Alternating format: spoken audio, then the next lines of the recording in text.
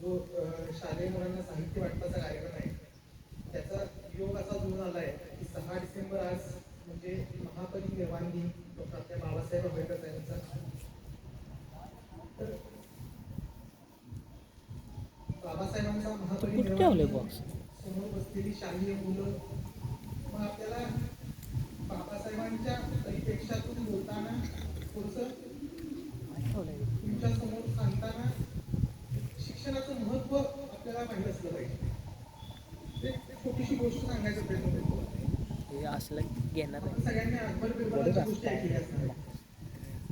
एकदा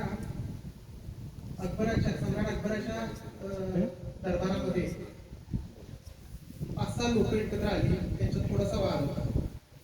वाद असा होता की कोण व्यक्ती, त्याची कला, त्याचा व्यवसाय सर्वश्रेष्ठ, असा तो वाद होता. तर त्यातला पहिला माणूस होता तो सैनिक होता. तर त्याचं असं म्हणणं होतं की आम्ही सीमेवर जातो, लढाया जिंकतो, राज्याचा विस्तार करतो, म्हणून आमची कला, आमचा व्यवसाय हे सर्वश्रेष्ठ आहे. दुसरा होता व्यापारी. त्याचं असं म्हणणं होतं की आम्ही व्यापार करतो, महसूल गोळा करतो आणि महसुलामुळे राज्य चालतं, म्हणून आम्ही सर्वश्रेष्ठ आहे. तिसरा होता चित्रकार. त्याचं असं म्हणणं होतं की आम्ही राज्याला सौंदर्य देतो, लोकांना सौंदर्य दृष्टी देतो, त्यांचं भावविश्व सुधारतो, म्हणून आम्ही सर्वश्रेष्ठ. तिसरा होता वैद्य. त्याचं म्हणणं होतं की आम्ही, तुमचं सगळं बरोबर आहे, पण आम्ही लोकांचं स्वास्थ्य चांगलं ठेवतोय, म्हणून माझी व्यवसाय, माझी कला ही सर्वश्रेष्ठ.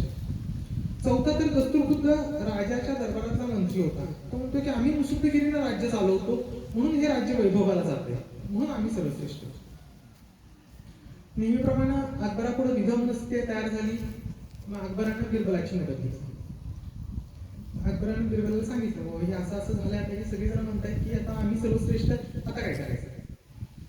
बिरबल म्हणला, बरोबर आहे महाराज, ही सगळी लोक त्यांच्या गुणांनी, कर्तृत्वानं, व्यवसायानं, त्यांच्या क्षेत्रामध्ये राज्याचा वैभव वाढवतच आहे. आणि म्हणलं ते मला पण दिसते की, पण त्यातला एक कोण मोठा, मला सोपं आहे. आणि म्हणलं सोपं आहे कसं, मला रात्रभर झोप लागेल झालंय, तू सोपं आहे कसं आहे. महाराज खरंच सोपं आहे, मग सोडव बघू. तर बिरबल म्हणलं, महाराज ती सगळीच माणसं मोठी आहेत त्यांच्या त्या कर्तृत्वाने, पण आज मोठी आहे. 15 वर्षापूर्वी ही ज्या वेळेला मुलं होती, लहान होती, त्यावेळेला कशी होती. त्यावेळेला ती सर्वसाधारण तुमच्यासारखी लहान मुलंच होती त्यावेळेला. मग गेल्या 15 वर्षात असं काय झालं की ते आज त्यांच्या क्षेत्रामध्ये सर्वोच्च स्थानी पोहोचले आणि राज्याच्या वैभवामध्ये भर घालतायत, राजाचा आणि पर्यायानं राजाचा नावलौकिक वाढवतायत. तर आज ती मुलं त्यांच्या क्षेत्रामध्ये तरबेज झालेत.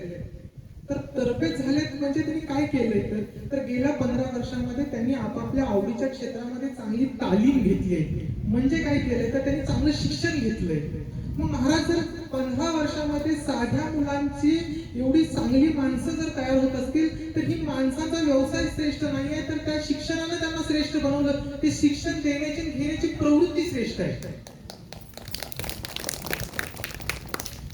महाराज, ही शिक्षण देण्याची घेण्याची प्रवृत्ती श्रेष्ठ आहे. आज स्थळ, काळ, वेळ परतलोय. काही कला, व्यवसाय आज नव्यानं येतील, काही उदयाला येतील, काही अस्ताला जातील, पण त्यावेळेच्या त्या क्षेत्रामध्ये जर तुम्हाला सर्वश्रेष्ठ व्हायचं असेल तर शिक्षणाची कास धरल्याशिवाय पर्याय नाही.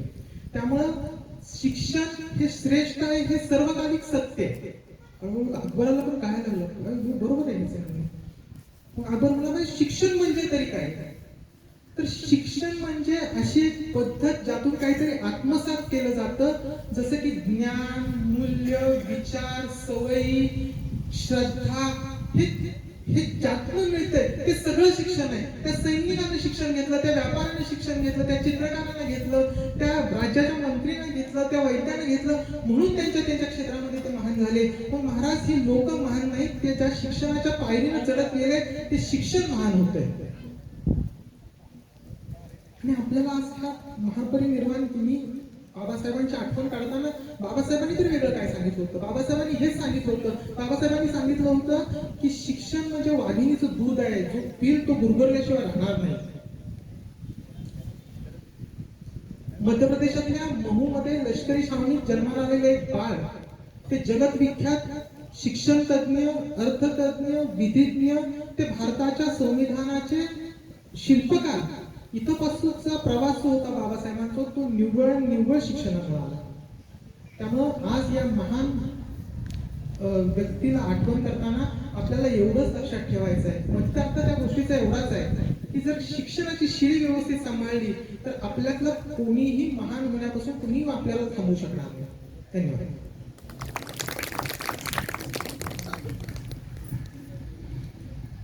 खूप चांगला उपदेश केलेला आहे. आता यानंतर दुसरे पाहुणे डॉक्टर मिलिंद जोशी साहेब यांना आपलं गौरव.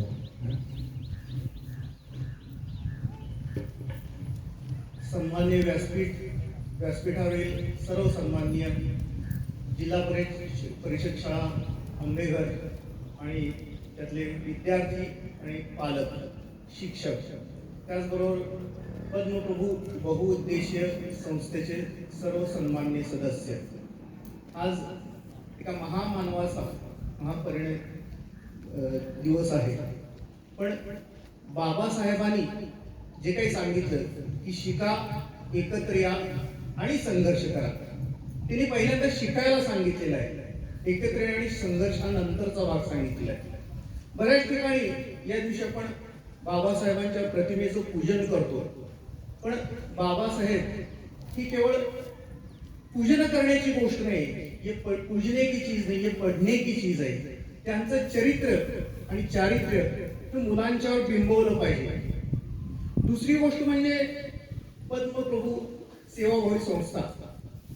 खरं तर सेवाभाव याचा अर्थ काय की समाजाचं आपण काहीतरी देणं लागतो असे ज्या काही लोकांना वाटतं ते लोक एकत्र येतात आणि अशा पद्धतीची सेवा करायचा प्रयत्न करतात.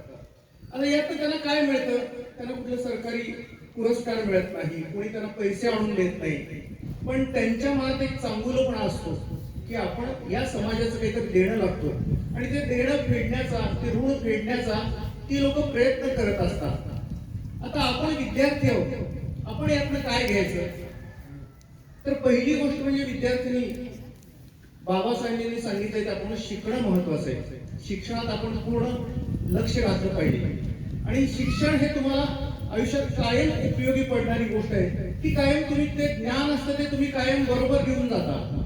तुमच्याकडे किती पैसा असला, इस्टेट असली तर ती तुमची घरी राहते, पण तुम्ही कुठेही प्रवास केला तर ज्ञान हे तुमच्या बरोबर असतं. तर विद्यार्थ्यांनी काही गोष्टी मोठं होताना लक्षात ठेवायच्या आणि या गोष्टी आहेत त्या आयुष्यभर त्यांना उपयोगी पडणार आहेत. पहिली गोष्ट म्हणजे दुसऱ्याचा आपण आदर करायला शिकलं पाहिजे. पहिला आदर कोणाचा करायला पाहिजे? आपण आई वडिलांचा. जगात सगळ्यात चांगली गोष्ट जर लहान मुलांच्या आयुष्यात कुठली असली तर त्याचे आई वडील असतात. ते पहिले त्याचे गुरु असतात आणि आपल्या मुलाचं नेहमीच चांगलं व्हावं यासाठी ते मार्गदर्शन करत असतात. त्यामुळे काही वेळा ते रागवतात, मारतात, चिडतात, पण ते तुमच्या भल्यासाठी असते. आणि अशी ती काही वर्ष गेल्यानंतर आपल्याला कळतं की हे आपल्याला जे ओरडले होते, रागवले होते, ते आपल्या भल्यासाठी करत होते आणि त्याचा आयुष्यात फायदा झालेला आहे. दुसरी गोष्ट आपण आदर ठेवला पाहिजे आपल्या गुरूंचा. कारण तुम्हाला ज्ञान देणारे, निरपेक्ष व्यक्तीनं मोठं होण्यासाठी प्रयत्न करणारे ते गुरु असतात. ते लघुचा गुरु करू शकतात, गुरुचा गुरु करू शकतात. कुणालाही ते मोठ्या प्रमाणात ज्ञान देतात आणि तुम्ही ते ज्ञान कसं घेता त्याच्यावर तुमची प्रगती अवलंबून आहे. आपल्या घरातले जे मोठे लोक आहेत, आपल्या आजूबाजूचे लोक मोठे आहेत, जे वयस्कर आहेत, त्यांचा तुम्ही आदर केला पाहिजे. एक गोष्ट लक्षात ठेवा, तुम्ही जेव्हा शाळेत येता तेव्हा पहिली एक गोष्ट करा. घरात आई किंवा वडील कुणी असतील किंवा दोघं असतील तर त्यांना नमस्कार करायचा आणि मग घरात बाहेर पडायचं. एवढी एक गोष्ट केली तरी तुमच्या आयुष्यात फरक पडणार आहे. आणि कुणीतरी म्हटलेलं आहे की देणाऱ्याने देत जावे, घेणाऱ्याने घेत जावे, घेता घेता एक दिवस देणाऱ्याचे हात घ्यावे. देण्याचे हात म्हणजे काय? त्याची दान करण्याची वृत्ती, दातृत्वाची वृत्ती, देण्याची वृत्ती ती आपण घेतली पाहिजे, ती आपण सवय घेतली पाहिजे. आज सेवाभावी संस्था ही यांनी आपल्याला काहीतरी दिलेलं आहे. पण जेव्हा तुम्ही मोठे व्हाल, खूप शिकाल, तेव्हा तुम्ही ही गोष्ट मनात ठेवा की एका सेवाभावी संस्थेनं त्या काळात आपल्याला मदत केली होती आणि आपली जेव्हा परिस्थिती निर्माण होईल तेव्हा आपण एखाद्या गरजू माणसाला आपल्या परिस्थितीप्रमाणे, आपल्या कुवतीप्रमाणे मदत केली पाहिजे. धन्यवाद.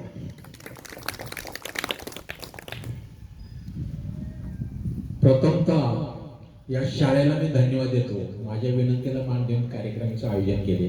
तसंच दोन पाहुणे दोन्ही डॉक्टर आहेत, त्यांना विनंती दिल्यावर त्यांनी मान्य केले, येण्याचे कबूल केले, त्यांनाही धन्यवाद देतो. आता यानंतर पहिल्या माहितीला तेवढं देऊया.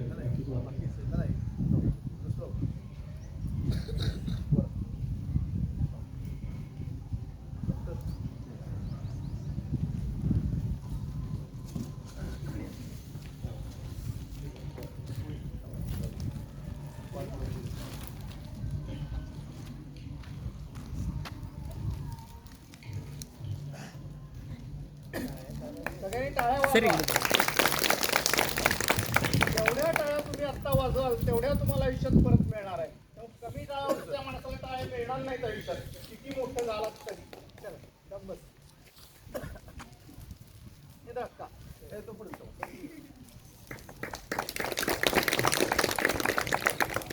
चला आता कल्याणी प्रतिवारात गेली हो.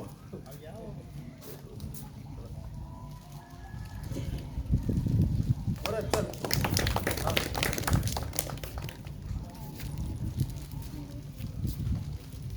लागेल चल.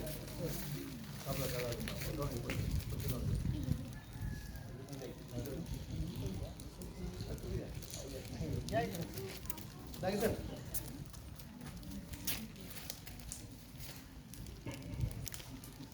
आपण एक प्रार्थना सुरू करतो. शुभम चल शुभम. आपण चल या. कुमार कुमार कुमार की अहो ये ना. अरे शुभम चुप्पा या. हो या हो बाकी सगळे जाऊ दे. अध्यक्ष आहे माझा आपला कोण माझा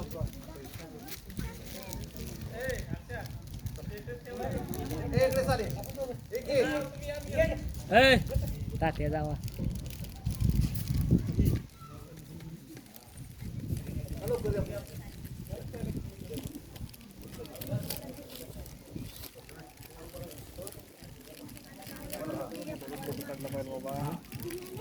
इकडे बघा.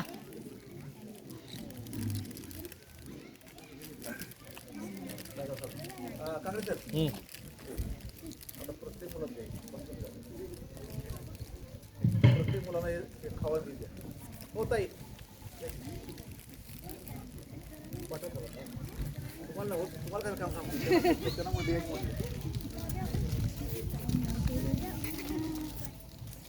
द्या.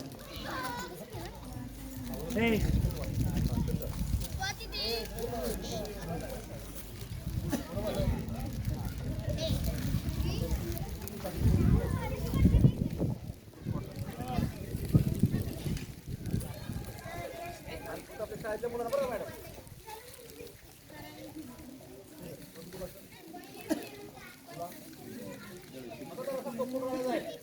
आता जरा तुम्हाला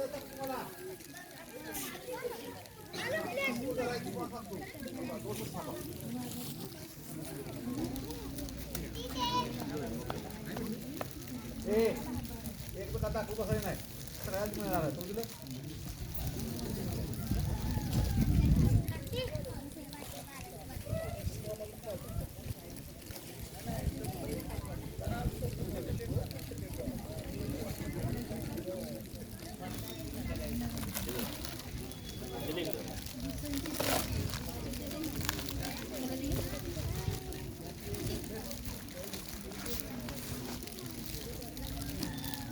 ओळीत बसा. श्रेया ओळीत.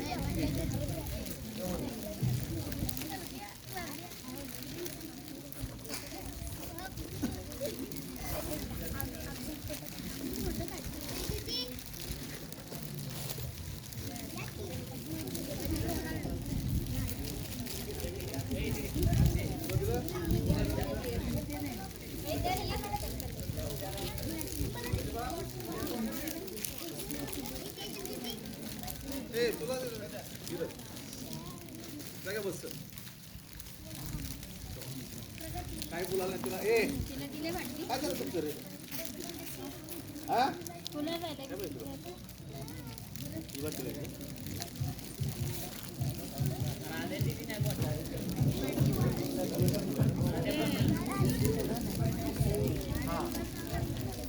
बोलला काय ते दिलेलं बरोबर हातात समुद्रात आपल्या खाली खाली पोस्टला घेतला पाहिजे हा ओके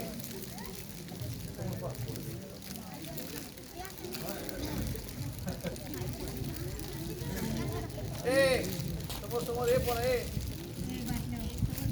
पोरा ए आता हे तर कुठं आपला तो हा खाली ते चॅनल घेतला पाहिजे हा ते आपला काढला का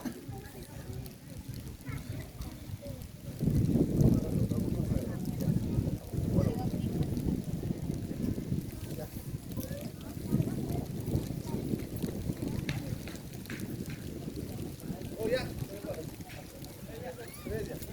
बरोबर बरोबर असं घे ती दप्तर ठेवा इथं दप्तर ठेवा खाली ठेवा हा घ्या ए लवकर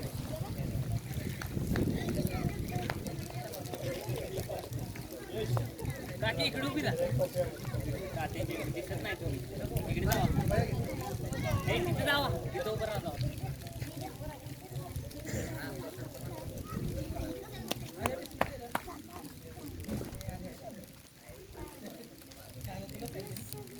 घेतलं का इथं बघा तिकडे बघा त्याच्याकडे चेहरा दिसला पाहिजे तुमचा ओके धन्यवाद